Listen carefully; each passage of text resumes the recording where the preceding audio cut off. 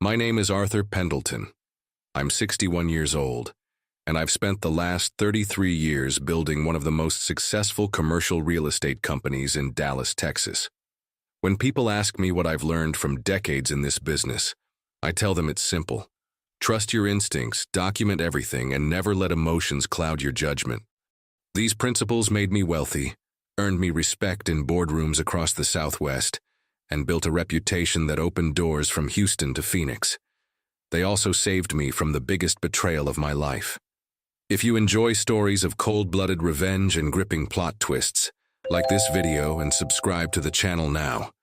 There are brand new unreleased stories here every day, each one more intense than the last. In early 2024, I decided it was time to start transitioning power. My company, Pendelton Commercial Properties, owned over $200 million in prime real estate across Texas. Office buildings in downtown Dallas, shopping centers in Plano and Arlington, industrial complexes stretching from Fort Worth to Austin. I'd built this empire from nothing, starting with a single duplex I bought with my life savings back in 1992.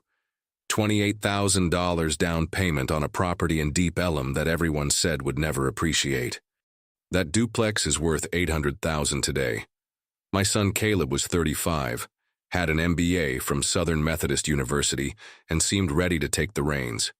He'd worked summers at the company during college, knew our major clients, understood the Texas commercial market. My daughter Sarah, 32, had always been more interested in nonprofit work than business. She had her master's degree in forensic accounting from UT Austin, but preferred helping homeless shelters manage their finances to chasing million-dollar deals. So naturally, I chose Caleb as my successor. The transition began in February 2024. I gave him executive authority over expansion projects, access to company accounts, signing power on deals under $5 million, and introduced him to our biggest clients as the future of Pendelton Properties. Our weekly board meetings became monthly, with Caleb presenting quarterly projections and growth strategies. Everything seemed perfect. "Dad, I won't let you down," he said during our handover meeting in my downtown Dallas office that February morning. We were sitting in the conference room on the 40th floor, looking out over the Dallas skyline that I'd helped shape with my developments. "I'll make this company bigger than you ever imagined. We're going to expand into Oklahoma, maybe even Louisiana." I should have paid more attention to that word. Bigger. Not better. Not more profitable. Not more sustainable. Bigger. The first red flag appeared in May 2024. Margaret Sullivan, my bookkeeper of 18 years, knocked on my office door with a worried expression. Margaret had been with me since the company was just 4 employees working out of a converted warehouse. She knew every dollar that came in and went out, every contract, every vendor relationship. "Mr. Pendelton, I need to show you something," she said, placing a thick stack of loan contracts on my mahogany desk. Her hands were shaking slightly. "These loan agreements Caleb signed in April and May, the interest rates don't make sense, neither do the terms." I put on my reading glasses and reviewed the documents carefully. Caleb had taken out 3 separate loans totaling $8 million, supposedly for property acquisitions in the Austin market, but the interest rates were astronomical, nearly 12% when prime rate was at 5.25%. No legitimate lender would offer those terms to a company with our 8AA credit rating and $200 million in assets. "Did you approve these?" Margaret asked, her voice barely above a whisper. "No," I said quietly, feeling a cold knot forming in my stomach. "I didn't. Margaret, who are these lenders? I've never heard of Southwestern Capital Group or Trinity Financial Services." "That's what worries me, sir. I tried calling both companies. Southwestern's phone number goes to voicemail. Trinity's office address is a UPS store in Richardson." That night, I stayed late in the office, going through every file Caleb had touched since February. I ordered Chinese food and worked until 3 in the morning, my desk lamp the only light in the building. What I found made my blood run cold, and my hands shake with a rage I hadn't felt in decades. Property deeds transferred to a shell company called Lone Star Holdings LLC, Contracts with hidden clauses redirecting commission payments to offshore accounts. Vendor agreements with companies that existed only on paper, all billing inflated amounts for services never rendered. Insurance policies changed to benefit a trust I'd never authorized. Even our corporate credit cards had been modified to include an additional cardholder, someone named LS Holdings Manager. My son wasn't just stealing from me. He was systematically dismantling everything I'd built over 3 decades, piece by piece, with the precision of a surgeon and the ruthlessness of a predator. The next morning I called my attorney, Wallace Thorne, at 6:30 a.m. We'd worked together for 12 years, ever since he'd represented me in a complex zoning dispute that could have bankrupted smaller companies. Wallace was sharp, methodical, and most importantly, he understood that in business, trust was the most valuable currency. Wallace, I need to see you today, and bring your fraud specialist and whoever handles federal financial crimes. His voice immediately shifted from sleepy to alert. Arthur, what's going on? You sound like someone died. Family business, I said, staring out my home office window at the sunrise. The kind that ends careers and ruins lives. I'll clear my calendar. Can you be here by 9? During our meeting that morning at his law firm in downtown Dallas, a glass tower 3 blocks from my office, I laid out everything I'd discovered. Wallace's expression grew darker with each document I showed him. His fraud specialist, a sharp-eyed woman named Patricia Wells, took notes on a yellow legal pad, occasionally shaking her head in disbelief. Jesus Christ, Arthur, Wallace said after reviewing the loan documents. Your son has committed multiple felonies here. Wire fraud, embezzlement, breach of fiduciary duty, forgery, money laundering. We're talking federal charges that could put him away for 20 years. Patricia looked up from her notes. Mr. Pendelton, based on what you've shown us, your son has stolen at least $12 million from your company. But I suspect that's just what we can see on the surface. Shell companies like this are usually just the tip of the iceberg. I know, I said, loosening my tie. The weight of betrayal was suffocating. But I need you to hold off on any action. I want to see how deep this goes before we move. Wallace leaned back in his leather chair. Are you sure? Every day you wait, he could be moving more assets, destroying evidence, or setting up new schemes. Wallace, I've been in business for 33 years. I've survived 3 recessions, the savings and loan crisis, and the 2008 collapse. I know when someone is setting up for a bigger score. This isn't the end game. This is preparation for something much worse. I was right. Over the next 6 weeks, through June and into July 2024, I watched my son's behavior like a hawk studying prey. He started arriving at the office at 7 a.m. instead of his usual 9. He stayed until 8 or 9 p.m., long after most staff had gone home. He scheduled meetings with clients I'd never heard of, often in restaurants rather than our office. Most tellingly, he began planting seeds about my mental capacity with key employees and business partners. Dad seems a little forgetful lately, I overheard him tell our property manager, Linda Rodriguez, in early July. They were standing by the coffee machine, and I was walking past the break room. Sometimes he asks me the same question twice in a meeting.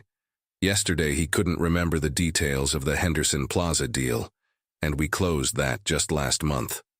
Linda, who'd worked for me for 10 years and had seen me negotiate some of the most complex deals in Dallas real estate, looked genuinely uncomfortable. Mr. Pendelton seems sharp as ever to me, Caleb. Just last week he caught an error in our insurance calculations that would have cost us $50,000. Well, you know how it is, Caleb said with a concerned tone that made my skin crawl. Age catches up with all of us. The stress of running a company this size, it takes a toll.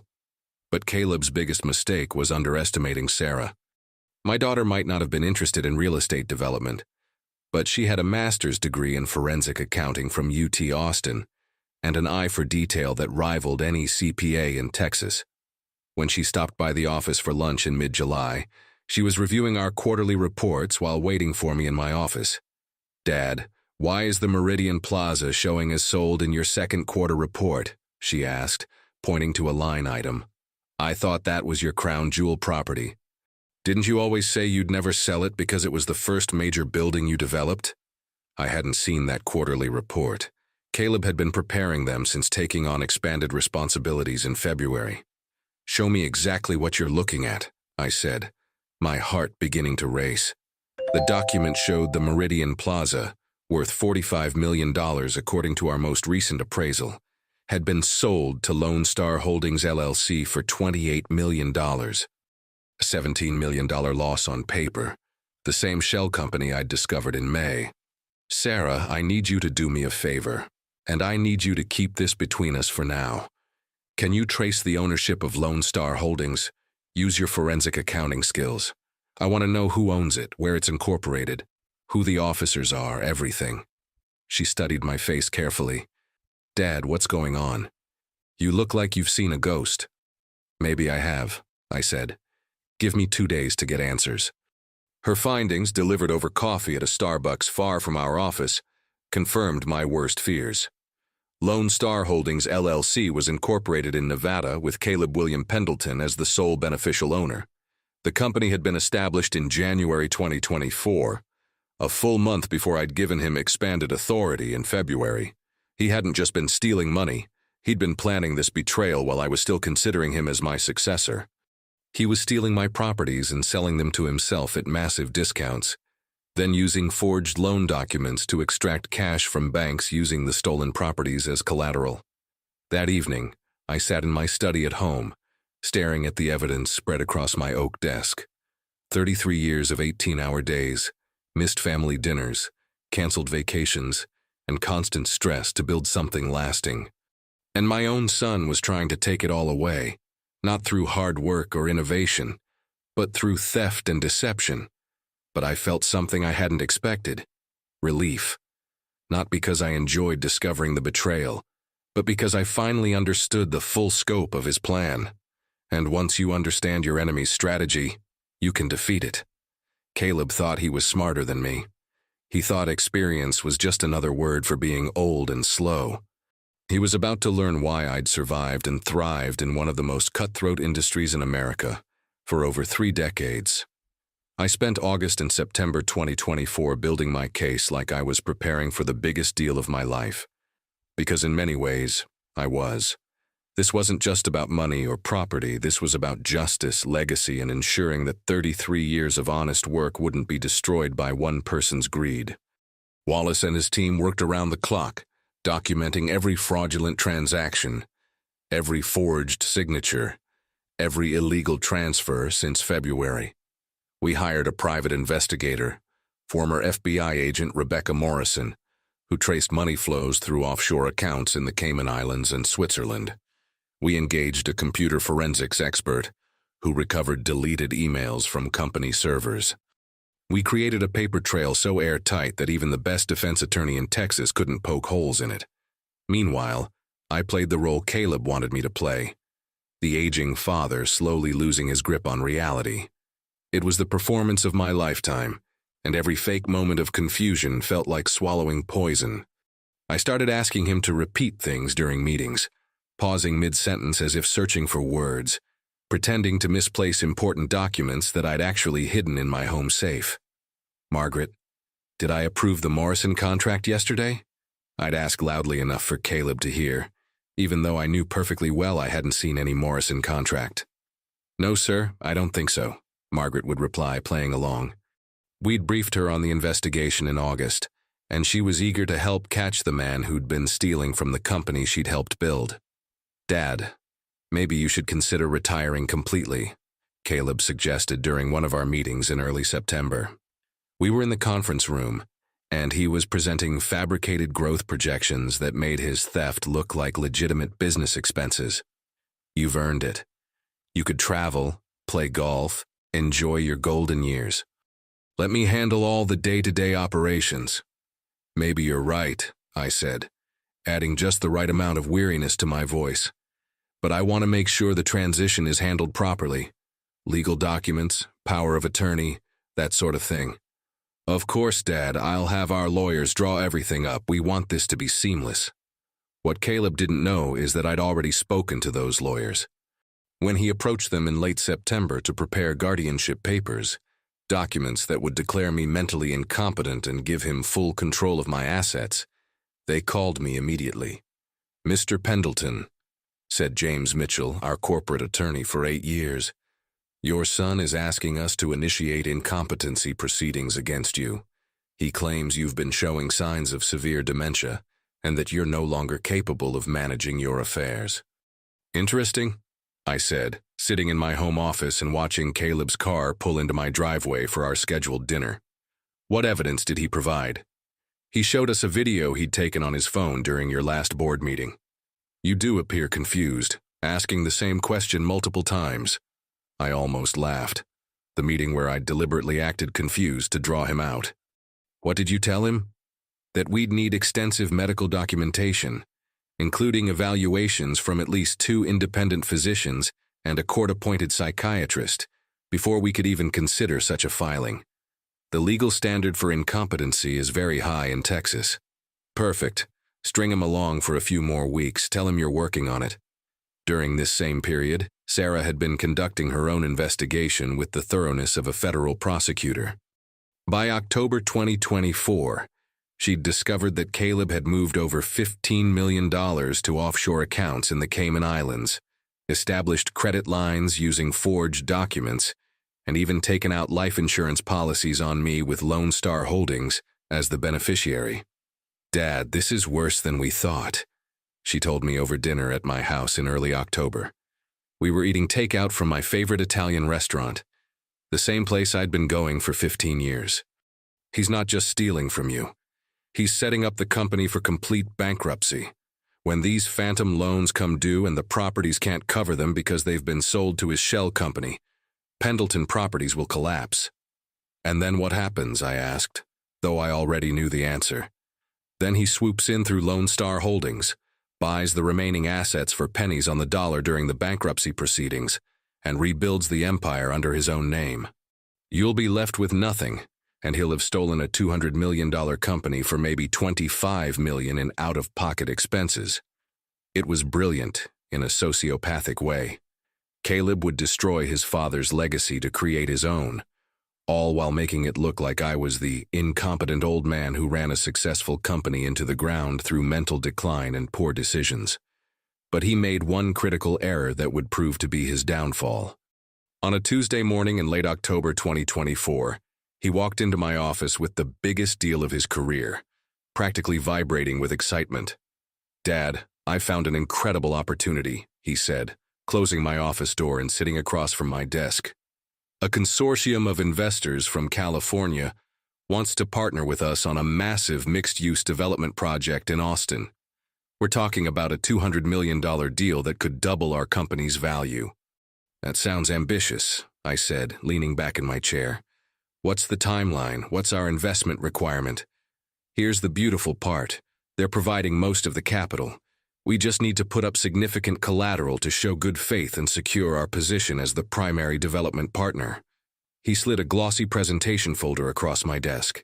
"Specifically, we'd need to mortgage the Meridian Plaza, the Westfield office complex, and the industrial park in Grand Prairie. Those 3 properties represented nearly half of our portfolio's value, about $90 million in real estate. If this Austin deal went bad, we'd lose everything that mattered." "How much time do I have to decide?" I asked, flipping through the presentation materials. "The consortium needs an answer by Friday. I know it's a tight timeline, but the returns could be extraordinary. We're looking at potential profits of $50 to $70 million over 3 years." I nodded thoughtfully, as if seriously considering mortgaging my life's work based on a 4-day evaluation period. "Let me sleep on it, son. This is a big decision." "Of course, Dad. Take your time. But remember, opportunities like this don't come along often." That night I called Wallace from my home office. "It's time," I said, looking out at the Dallas skyline twinkling in the distance. "Caleb just gave us everything we need to end this." "What happened?" "He wants me to mortgage our 3 most valuable properties as collateral for a deal that I guarantee doesn't exist. This is his end game, the final theft that will leave me with nothing. Are you ready for what comes next, Arthur? Once we pull this trigger, there's no going back. He's your son." I was quiet for a long moment, thinking about the baby I'd held in the hospital 35 years ago, the little boy who'd helped me measure lumber at construction sites, the college graduate who'd promised to make me proud. He stopped being my son the day he decided to steal my life's work. I said finally, "Make the calls, Wallace. Let's end this." Thursday evening, I told Caleb I'd approved the Austin deal. We were having dinner at Del Frisco's, his favorite steakhouse, and I played the role of the grateful father one last time. "You know what, son? You've convinced me. This Austin opportunity could be exactly what Pendelton Properties needs for the next generation." The look of triumph in his eyes was unmistakable. He actually smiled and raised his wine glass. "Dad, you won't regret this. This deal is going to secure our family's future for decades." Our family's future. The irony was suffocating. "I'll get the paperwork ready for your signature tomorrow morning," he said, cutting into his ribeye. "The consortium is flying in from Los Angeles specifically for this signing." "Actually, son, I've been thinking. Maybe it's time I stepped back completely from these big decisions. Why don't you handle the signing? You understand the deal better than I do, and you're the future of this company anyway." He tried to look humble, but I could see the excitement dancing in his eyes. "If you think that's best, Dad, I'd be honored to represent Pendelton Properties."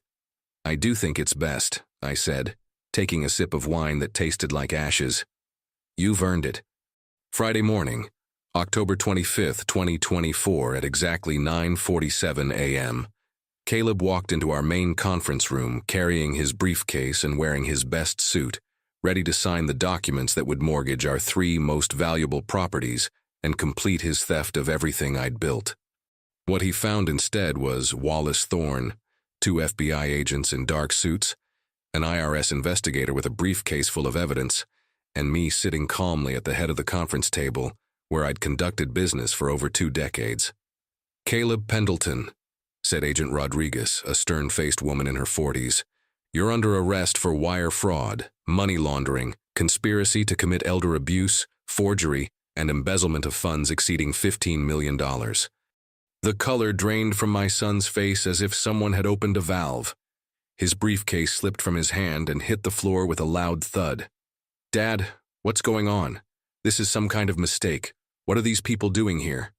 "The only mistake," I said calmly, my voice steady despite the earthquake in my chest, "was thinking you could outsmart someone who's been in this business for 33 years. Agent Rodriguez continued reading his rights while her partner, Agent Walsh, handcuffed him. "You have the right to remain silent.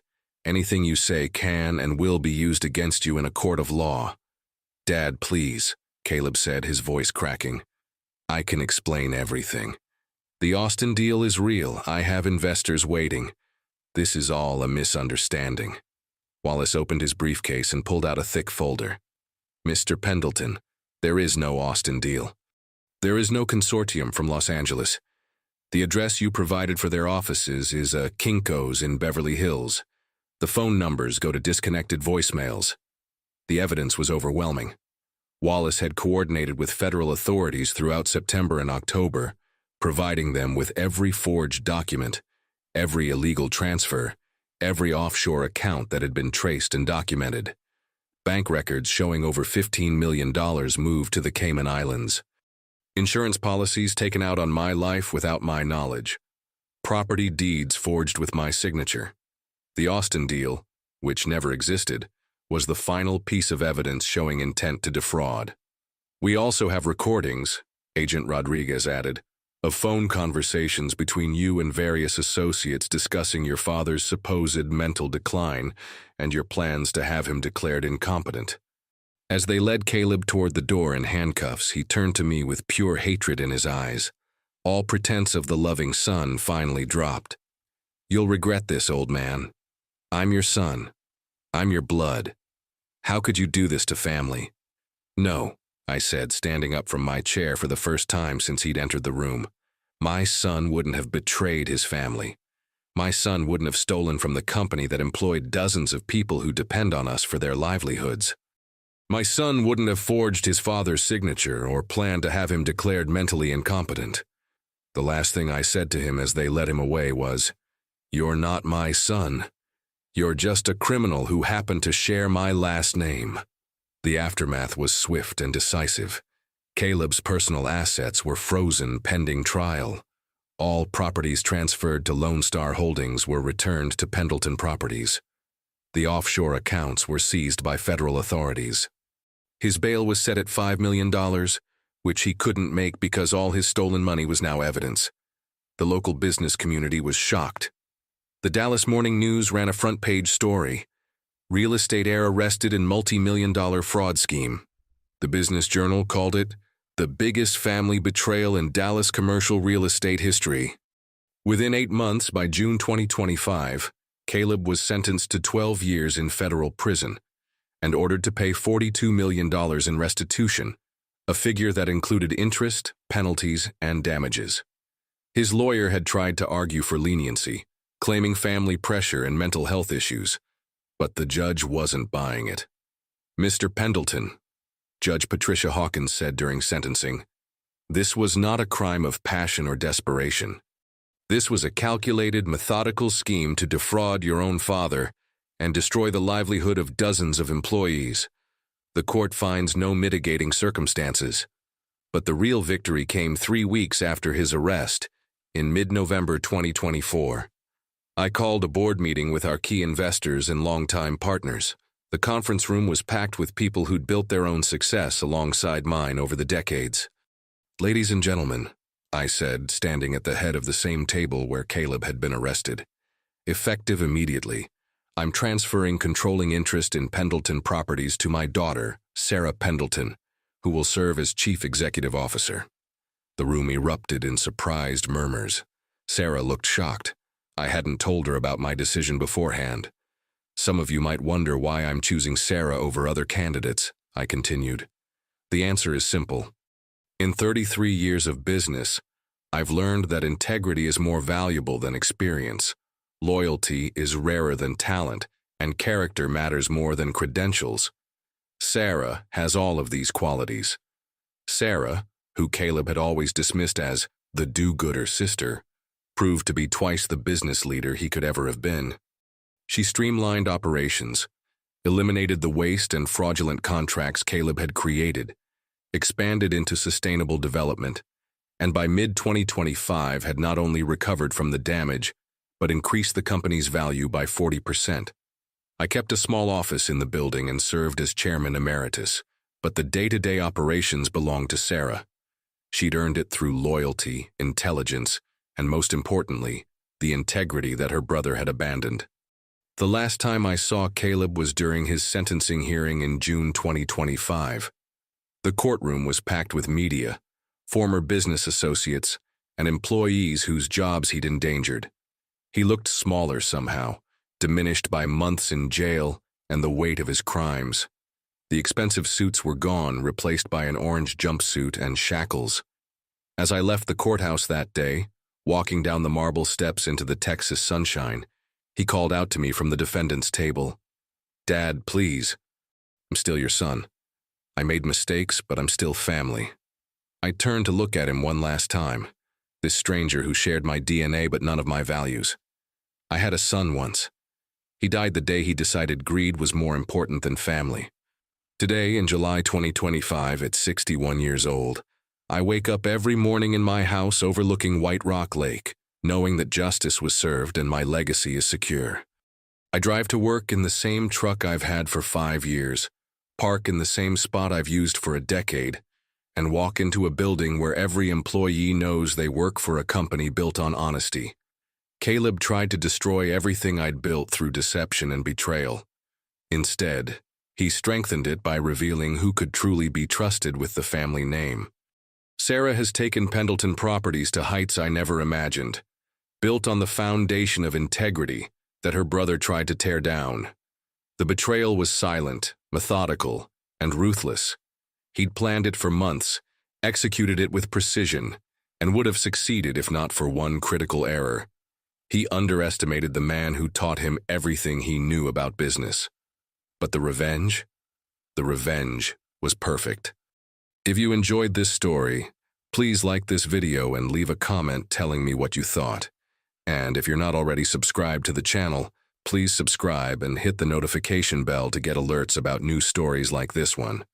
Thanks for watching, and I'll see you next time.